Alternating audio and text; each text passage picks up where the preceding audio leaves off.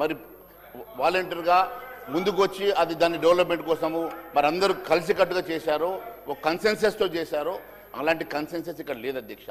ఇక్కడ రాత్రికి రాత్రి పేదవాళ్ళ ఇళ్లను అడ్డగోలుగా గులగొడుతూ ఈరోజు వీళ్ళు తీసుకున్నటువంటి నిర్ణయాలు మాత్రమే మేము ప్రశ్నిస్తున్నాం అధ్యక్ష.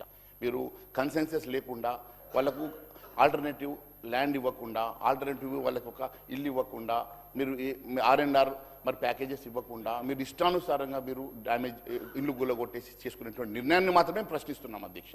ఈరోజు మీరు చేసేటువంటి ఈ నిర్ణయం వల్ల రాత్రికి రాత్రి ఆలోచన వల్ల ఈరోజు కొన్ని వేలాది కుటుంబాలు రోడ్డున పడ్డి, అట్టడుగు బడుగు బలహీన వర్గాలు పేద కుటుంబాలు ఈరోజు రోడ్డు మీద పడ్డాయని మాత్రమే నేను చెప్తా ఉన్నాను అధ్యక్ష. ఈరోజు నేను అంతే కదా అధ్యక్ష, ఈరోజు మీరు చేసేటువంటి ఈ చర్యల వల్ల ఈరోజు ఒకవైపు RR ట్యాక్సుల వల్ల రియల్ ఎస్టేట్ పూర్తిగా కుప్పగూలిపోయింది. ఈరోజు ఈ రాష్ట్రం అంతా అట్టుడికిపోతూ ఉన్నది. ఈరోజు ఈ రాష్ట్రంలో ఒకటే నిమిషం సార్, నేను మహేశ్వర్ రెడ్డి గారికి మేమందరం కూడా ఇంటర్వ్యూ ఎందుకు చేస్తున్నాం అధ్యక్ష అంటే, పాపం ఆయన చాలా ఆవేదనతో మాట్లాడుతున్నాడు, ఆందోళనతో మాట్లాడుతున్నాడు. 2 నిమిషాలు రెస్ట్ తీసుకొని మళ్ళా 3 నిమిషాలు మాట్లాడటానికి ఆస్కారం ఇస్తా ఉన్నాం ఫస్ట్. ఎందుకంటే ఈరోజు మేము చెప్తా ఉన్నాం అధ్యక్ష, బడే బాయ్ చోటే బాయ్ మీరు చేసిర్రు. బడే బాయ్ అనే మీనింగ్ అధ్యక్ష, ప్రైమ్ మినిస్టర్ను బడే బాయ్ అన్నారు. రాష్ట్రాలకు సంబంధించిన ముఖ్యమంత్రులు అందరూ కూడా చోటా బాయ్లా ఉంటారని అర్థంతో మా ముఖ్యమంత్రి గారు ప్రస్తావన చేసిర్రు. దాన్ని మీరు 2014 నుంచి 2022 వరకు కలిసి మెలిసి తిరిగిన అంశం. నేను మహేశ్వర్ రెడ్డి గారిని కోరుతా ఉన్నాను అధ్యక్ష, మహేశ్వర్ రెడ్డి గారు పక్కనున్న కాదు మహేశ్వర్ రెడ్డి గారికి నేను మనవి చేస్తా ఉన్నాను, ఆ పక్కన వెనుక నుంచి కొంతమంది ఇన్పుట్ ఇస్తా ఉన్నారు. అటు రైట్ సైడు మీ ఏమంటారు స్నేహపూర్వక పార్టీ వారికి సంబంధించిన మిత్రులు ఇస్తా ఉన్నారు. ఈరోజు ఆ బంధముని గురించి కొద్దిగా దూరంగా అండి సార్. మీ ఇండిపెండెంట్ వ్యూస్ చెప్పండి, మేము వింటాం. వారు ఏం మాట్లాడినరో మీరు కూడా అదే మాట్లాడుతున్నారు, వారు ఏం మాట్లాడినరో మూసి గురించి అదే మాట్లాడుతున్నారు, వారు వేరే ఇతర అంశాల విషయంలో ఏం మాట్లాడినారు మీరు అదే మాట్లాడుతున్నారు. అంత బాండింగ్ అవసరం లేదు సార్. చాలా సంవత్సరాలు మీరు నడిచిండ్రు, ఆ విధంగా కాకుండా దయచేసి చెప్తా ఉన్నాను సార్, ఇట్ ఈज 1 घंटे से ज्यादा ले लिए सब, अभी कंक्लूड कर दीजिए सब, कंक्लूड कर दीजिए అధ్యక్ష.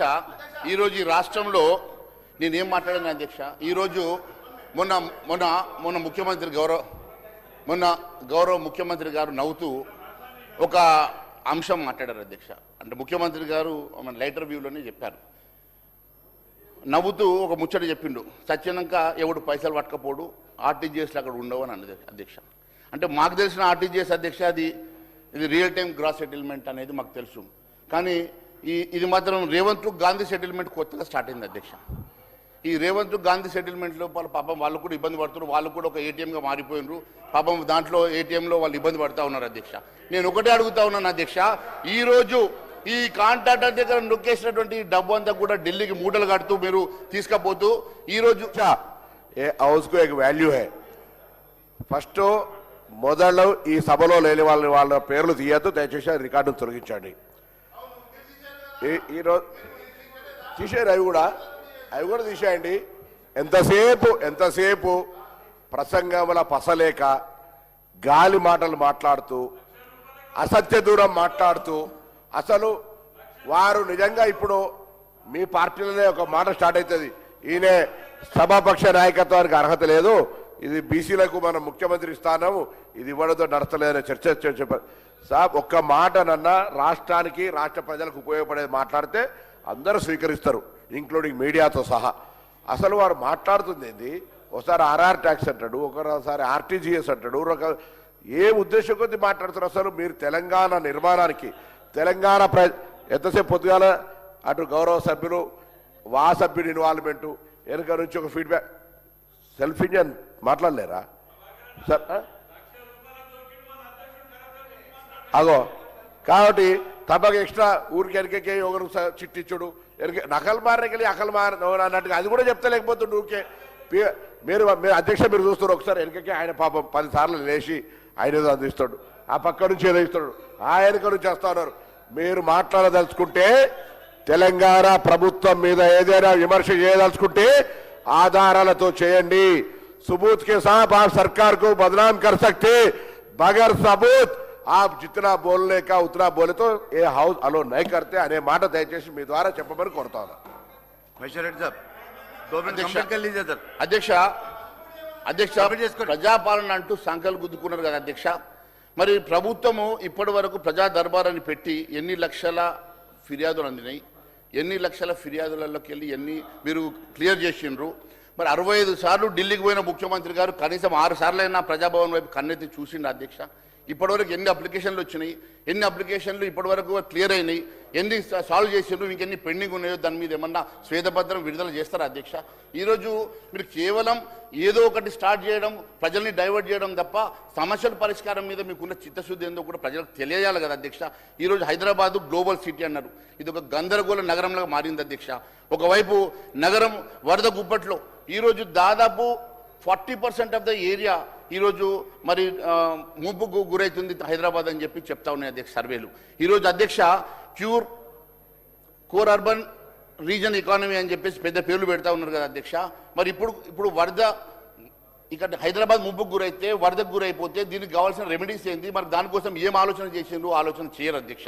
ఈరోజు ఊపిరి తీసుకునే పరిస్థితులు లేదు అధ్యక్ష. ఈరోజు హైదరాబాద్లో ఉన్నటువంటి ఎయిర్ క్వాలిటీ ఇండెక్స్ అధ్యక్ష 339, దాదాపు బాదంపేటలో 432 తాకింది అధ్యక్ష. ఈరోజు మనం గాలి పీల్చుకుంటే దాదాపు 20 నుంచి 30 సిగరెట్లు తాగితే ఎంత విషమో అంత విషం హైదరాబాద్ గాలి పీల్చుకుంటే ఉన్నదంటే ఈరోజు దానికోసం ఆలోచన చేయరు అధ్యక్ష. ఈరోజు వీళ్ళు కేవలం ఒకటి గ్లోబల్ ప్రచారం చేస్తున్నారు. ఇది గ్లోబల్ ప్రచారం కాదు అధ్యక్ష, గ్లోబల్ ప్రచారం ఇది. ఈ ప్రచారం చేసుకుంటూ ఈరోజు వీళ్ళు విదేశాలు తిరుగుతున్నారు తప్ప ఈరోజు వాస్తవంగా ఈ రాష్ట్రంలో ఈ నగరంలో ఏ పరిస్థితి ఉన్నదో ఈ నగరంలో ఉన్నటువంటి పరిస్థితిని ఎట్లా రెక్టిఫై చేద్దామో అన్న ఆలోచన మాత్రం ఈ రాష్ట్ర ప్రభుత్వానికి లేదు అధ్యక్ష. ఈరోజు కేవలం ఈరోజు మీరు చేసేటువంటి పరిస్థితి చూస్తూ ఉంటే అధ్యక్ష, ఈరోజు 2026 మొదటి రోజు హైదరాబాద్ ప్రజలు 339 AQIతో మేల్కుంటే బాదంపేటలో 432తో ఉన్నదంటే మన పరిస్థితి ఏమున్నదో దాని గురించి ఒకసారి ఆలోచన చేయమని అడుగుతా ఉన్నాను అధ్యక్ష. మరి విద్యుత్ వేతలు సింగరేణి అంశంలో కూడా అధ్యక్ష అనేకమైనటువంటి ఆరోపణలు వస్తూ ఉన్నాయి అధ్యక్ష. మాట్లాడితే ఎండీలు చేంజ్ అవుతా ఉన్నారు. గతంలో మీరు అసలు ఈ పొలిటికల్ ఇన్వాల్వ్మెంటే ఉండదు అని చెప్పినటువంటి మీరు ఈరోజు పూర్తిగా పొలిటికల్ ఇన్వాల్వ్మెంట్ తోటి ఈ రాష్ట్రంలో 10 मिनट सर, ओनली 10 मिनट्स में सर ఈరోజు సింగరేణి అధ్యక్ష కార్మికుల చెమట అధ్యక్ష, ఈరోజు కార్మికుల చెమట పాలకుల కకుర్తితోటి ఈరోజు పూర్తిగా సర్వనాశనం అవుతా ఉన్నది అధ్యక్ష. ఈరోజు బొగ్గు గనుల్లో కింద వెళ్ళి ఎంతో కష్టపడి ప్రాణాలకు తెగించి వాళ్ళు కార్మికులు పనిచేస్తూ ఉంటే వారికి రావాల్సిన సంక్షేమం కోసం ఖర్చు పెట్టకుండా ఈ డబ్బు రేటు డైవర్ట్ అవుతా ఉన్నాయి అధ్యక్ష. మాట్లాడితే అక్కడ సింగరేణిలో అనేక మంది ఎండీలను చేంజ్ చేస్తారు అధ్యక్ష. మరి పొలిటికల్ ఇన్వాల్వ్మెంట్ ఉండమని చెప్పి ఈరోజు పొలిటికల్ ఇన్వాల్వ్మెంట్ తోటి మరి అనేక రకమైన కుంభకోణాలు బయటకు వస్తూ ఉన్నాయి అధ్యక్ష. దాని మీద మాట్లాడారు అధ్యక్ష. ఈరోజు మేము ఒకటి అడుగుతా ఉన్నాం అధ్యక్ష, మీరు చెప్పినటువంటి మేనిఫెస్టోలో సింగరేణిలో రాజకీయ జోక్యం ఉండదని CMDని పదే ఎందుకు మారుస్తా ఉన్నారో కూడా దానికి సమాధానం చెప్పాలని చెప్పి అడుగుతా ఉన్నాం అధ్యక్ష. చివరిగా సర్పంచుల అధ్యక్ష పల్లె ప్రగతికి ఉరితాడుగా మారింది అధ్యక్ష. మాజీ సర్పంచులు ఈరోజు దిగిపోతే అధ్యక్ష వారికి రావాల్సినటువంటి బకాయిలు ఈ రోజు వరకు రాకుండా వారు ఎంతో ఇబ్బంది పడతా ఉంటే ఎంతో మంది సర్పంచులు ఈరోజు మరి వారు ఉరి పెట్టుకొని వాళ్ళు సూసైడ్ చేసుకునేటువంటి పరిస్థితి వచ్చిందంటే ఈరోజు మరి సర్పంచులకు ఉన్నటువంటి పెండింగ్ బిల్లు ఎందుకోసమని ఆపుతా ఉన్నారు, ఎందుకోసం అని చెప్పి వారు ఇల్లు తాకట్టు పెట్టి బంగారం తాకట్టు పెట్టి చేసినటువంటి అనేకమైనటువంటి పనులు ఈరోజు ఎందుకోసం అని చెప్పి వాళ్ళు మరి వాటి బిల్లులు పెండింగ్ ఉన్నటువంటి బిల్లులు ఎందుకోసం అని చెప్పి వారు క్లియర్ చేస్తలేరో దానికి కూడా మేము సమాధానం అడుగుతా ఉన్నాం అధ్యక్ష. ఆటో డ్రైవర్లు ఈ ప్రభుత్వం మాట తప్పింది అధ్యక్ష. ఆటో డ్రైవర్లకు వారికి ఇస్తామన్నటువంటి 12,000 రూపాయలు ఇవ్వకుండా వారిని నమ్మబలికి ఓటు తీసుకొని ఈరోజు దాదాపు 200 మంది ఆటో డ్రైవర్లు ప్రాణాలు బలిగొంటే ఈ రోజు వరకు కూడా ఆటో డ్రైవర్లకు మీరు ఇస్తామన్నటువంటి మరియు హామీని మాత్రం నెరవేర్చలేదు అధ్యక్ష. గల్ఫ్ కార్మికుల అధ్యక్ష కన్న తల్లి లాంటి రాష్ట్రాన్ని వదులుకొని వారు ఎక్కడో విదేశాలలో ఎంతో ఇబ్బంది పడి వారు ఎన్నో అవస్థలు పడుతూ ఉంటే వారిని కాపాడాల్సినటువంటి ప్రభుత్వం కాపాడలేదు అధ్యక్ష. చనిపోయి శవపేటికలే వస్తూ ఉంటే కూడా వాటిని సరిగ్గా మీరు పట్టించుకోకుండా మరి గల్ఫ్ కార్మికుల విషయం వారి సంక్షేమం కోసం బోర్డు ఏర్పాటు చేస్తామని చెప్పి గొప్పలు చెప్పింది కదా అధ్యక్ష. ఎందుకోసమని బోర్డు ఏర్పాటు చేస్తలేరు, ఎందుకోసమని 5 లక్షల రూపాయలు వారికి ఎక్స్గ్రేషియా ఇస్తలేరో మరి దానికోసం మరి సమాధానం చెప్పాలని కోరుతా ఉన్నాం అధ్యక్ష. అంతేకాదు అధ్యక్ష ల్యాండ్ ఆర్డర్ అధ్యక్ష ये गलत है. తెలంగాణ ప్రభుత్వంలో మా ప్రభుత్వం వచ్చిన తర్వాత డిసెంబర్ 9, 2023 నుంచి ఇవ్వలటి వరకు ఒక గల్ఫ్ కార్మికుడు చనిపోయి 5 లక్షల రూపాయలు రానోళ్ళుంటే వివరాలు ఇవ్వండి. వెనకకి నేను ఇయ్యాల కూడా కోరుతా ఉన్నా,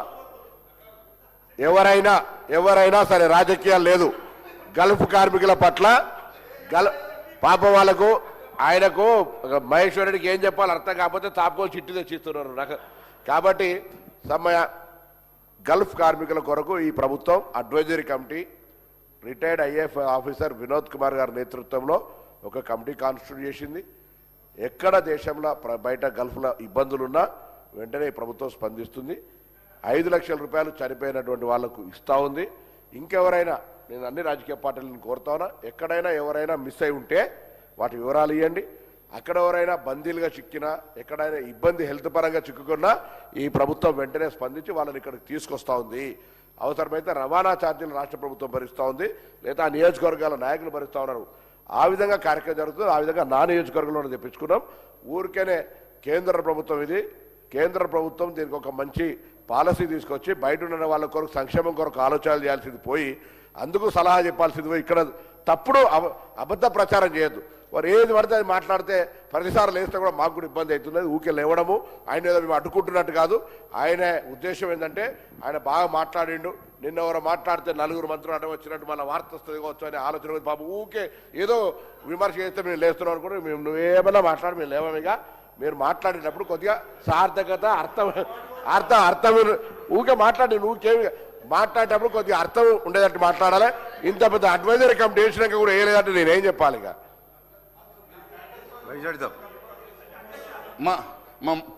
పొన్నమన్న దమ్ముకొచ్చిండు. అయితే ఈరోజు అధ్యక్ష లా అండ్ ఆర్డర్ అధ్యక్ష శాంతి భద్రత నిర్వహణ చాలా అధ్వానంగా ఈ రాష్ట్రంలో అధ్యక్ష. మొన్న మా శాసనసభ్యుడు కామారెడ్డిలో వెంకటరమణారెడ్డి గారి మీద దాడి అధ్యక్ష. మరి అంతేకాదు అధ్యక్ష, వారిని పరామర్శకు వెళ్దామన్నటువంటి మమ్మల్ని కూడా అరెస్ట్ చేయడము, మా అధ్యక్షుని అరెస్ట్ చేయడము, మా ఎమ్మెల్యేని మా ఎంపీని అరెస్ట్ చేయడము. అంతేకాకుండా అధ్యక్ష ఇప్పుడు వారి క్యాంప్ ఆఫీస్ మీద దాడే కాదు అధ్యక్ష, హిందూ మహిళను వేధించినటువంటి ఒక అంశంలో కూడా మేము అక్కడికి మరి బాన్స్వాడ వెళ్తామంటే అక్కడ కూడా మనం అడ్డుకొని మమ్మల్ని అరెస్ట్ చేయడం అధ్యక్ష. కాంగ్రెస్ మరి గురైన బీజేపీ ఎమ్మెల్యేస్తో పాటు ఎంపీస్ని కూడా okay sir complete sir. Nagar Kurnool జరిగిన ఒకటి జాతరలో అధ్యక్ష కాంగ్రెస్ కార్యకర్తల దాడిలో ఒక పసికందు కూడా చనిపోయినటువంటి సంగతి గుర్తు చేస్తా ఉన్నాను అధ్యక్ష. అంతేకాదు అధ్యక్ష ఈరోజు మరి ఈటల రాజేందర్ గారిని మరి అనేక మంది ఎమ్మెల్యేలని ఎంపీలను అరెస్ట్ చేసి ఈరోజు హౌస్ అరెస్ట్ చేసేసి మమ్మల్ని ఎక్కడికి వెళ్లకుండా అడ్డుకునే ప్రయత్నం చేస్తూ ఉన్నారు కదా అధ్యక్ష. మేము మా ఎమ్మెల్యేని పరామర్శనకు వెళ్ళనియరు. అక్కడ జరిగినటువంటి ఒక మహిళ మీద జరిగిన దాడి, ఒక పసికందు చనిపోతే ఆమెను పరామర్శనానికి వెళ్దామంటే అక్కడికి వెళ్ళనియరు. ఈరోజు ఈ రాష్ట్రంలో జరుగుతున్నటువంటి పరిస్థితి చూస్తూ ఉంటే అధ్యక్ష, ఒక హోమ్ మినిస్టర్ లేక ఈ రాష్ట్రంలో అనేక ఇబ్బందులు ఎదుర్కొంటూ ఉంది. ఈరోజు లా అండ్ ఆర్డర్ ఇన్ ప్లేస్లో లేక ఈరోజు హైదరాబాద్ ఎక్కడ ఏం జరిగినా కూడా దాని మూలాలు హైదరాబాద్నే వస్తున్నాయనంటే, హైదరాబాద్ నుంచే మూలాలు వస్తున్నాయనంటే ఈ రాష్ట్రంలో ఉన్నటువంటి పరిస్థితి, లా అండ్ ఆర్డర్ పరిస్థితి ఎంత భయంకరంగా ఉన్నదో ఒకసారి మీరు ఆలోచన చేయాలి అధ్యక్ష. అంతేకాదు అధ్యక్ష, మరి ఉద్యోగ ఖాళీని భర్తీ చేయాలని చెప్పి డిమాండ్ ఎన్నో రోజుల నుంచి ఉన్నది అధ్యక్ష. అయినా కూడా ఇంకా ఉద్యోగ ఖాళీని భర్తీ చేయక మరి అక్కడ ఉన్నటువంటి షార్టేజ్ వల్ల కూడా మరి లా అండ్ ఆర్డర్ ప్రాపర్గా లేదా, మరి దాని మీద కూడా మీరు రివ్యూ చేయాల్సినటువంటి అవసరం ఉంది అధ్యక్ష. ఎందుకంటే అధ్యక్ష ఒకసారి మీరు చూస్తే అధ్యక్ష, సికింద్రాబాద్ నుంచి పాత బస్తీ దాకా, కామారెడ్డి నుంచి నిర్మల్ దాకా గుళ్ళు గోపురాలని కూలుస్తూ ఉంటే, విగ్రహాన్ని పడగొడతా ఉంటే కూడా, మన సంస్కృతి మీద దాడి జరుగుతూ ఉంటే కూడా దాని మీద కూడా ఆలోచన చేయకుండా, మరి మైసమ్మ గుడి మీద జరిగిన దారుణం కానీ, హిందువులైన మరి రక్తం మరిగిపోతూ ఉంటే కూడా మీరు ఇప్పటి వరకు వాటి మీద ఎందుకు